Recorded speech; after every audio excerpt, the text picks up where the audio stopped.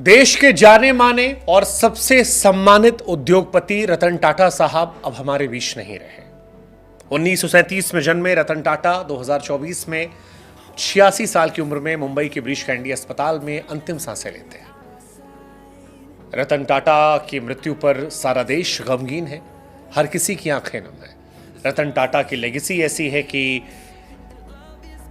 पक्ष विपक्ष दोनों तरफ से उनके निधन पर शोक संदेशों का तांता लगा हुआ है। शायद ही देश में कोई दूसरा व्यक्ति होगा जिसे इतना सम्मान मिला होगा जितना सम्मान रतन टाटा साहब को मिला है।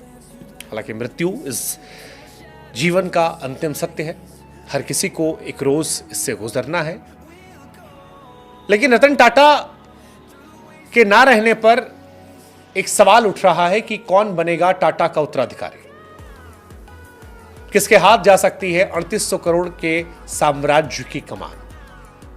86 साल की उम्र में रतन टाटा साहब का निधन हुआ। मुंबई के ब्रीच कैंडी अस्पताल में आईसीयू में वो एडमिट थे।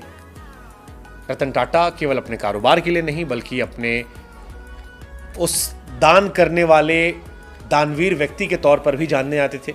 उद्योगपति रतन टाटा की पहचान एक समाज सेवी की रही है।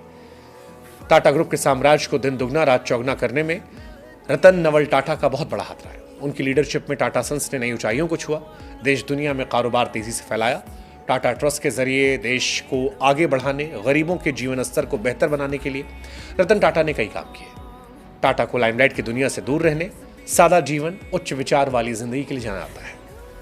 लेकिन अब जब सवाल उनके उत्तराधिकारी का हो रहा है, क्योंकि रतन टाटा की शादी तो हुई नहीं थी, इंडिया चाइना वॉर के चलते उनकी शादी रह गई थी, उनका कोई संतान नहीं है, उनके उत्तराधिकारी को लेकर चर्चाएं कई हैं।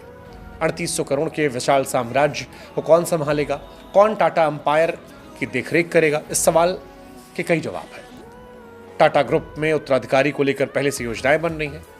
एन चंद्रशेखरन ने टाटा सन्स के चेयरमैन पद पर 2017 से हैं। इसके अलावा टाटा ग्रुप की अलग अलग होल्डिंग कंपनियों में परिवार के दूसरे लोग भी हैं जो आगे आने वाले समय में अलग अलग जिम्मेदारियां निभा सकते हैं। कई नाम हैं, जैसे सबसे आगे नाम है नोएल टाटा का। टाटा ग्रुप के संभावित लीडर्स में सबसे मजबूत दावेदार नोएल टाटा है। रतन टाटा के पिता नवल टाटा की दूसरी शादी सिमोन से हुई थी और वो रतन टाटा के सौतेले भाई हैं। इस पारिवारिक संबंध के चलते नोएल टाटा टाटा ग्रुप की विरासत संभालने वाले नामों में सबसे आगे बताए जा रहे हैं। टाटा ग्रुप के वारिस माया, नेविल और ली टाटा भी हैं। नोएल टाटा के 3 बच्चे माया, नोवेल, ली टाटा जो टाटा के संभावित वारिस हैं, उनका नाम भी सबसे आगे चल रहा है। माया टाटा का नाम सबसे आगे है।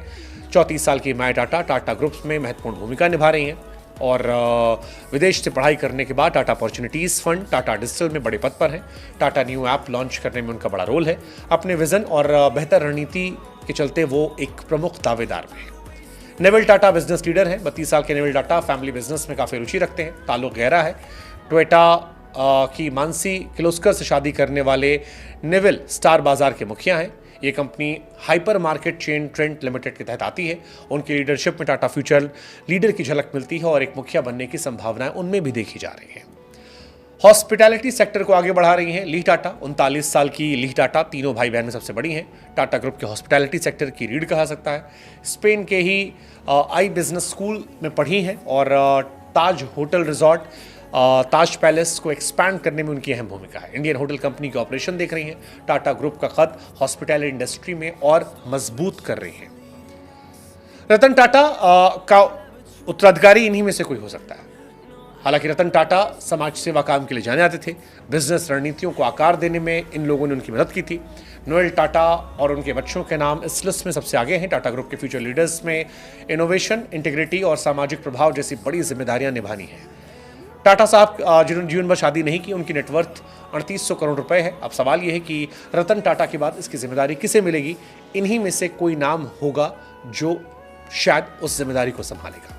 लेकिन रतन टाटा साहब का जाना हम सब के लिए दुखद, गमगीन करने वाला विषय है, क्योंकि टाटा साहब कोई इंडस्ट्रियलिस्ट सिर्फ नहीं थे, एक बिजनेसमैन नहीं थे, एक आइकन थे, एक ऐसे व्यक्ति थे जिनका सम्मान हर कोई करता है। और अब जब ये लेजेंड नहीं है तो फिर सारा देश गमगीन है। एक ऐसा इंसान हिंदुस्तान से गया जिसने हिंदुस्तान के बिजनेस को ग्लोबल स्टेज पर पहुंचाया। बिजनेस किया लेकिन समाज सेवा की, दान दिया, और शायद यही वजह है कि आज सारी दुनिया उनका सम्मान कर रही है।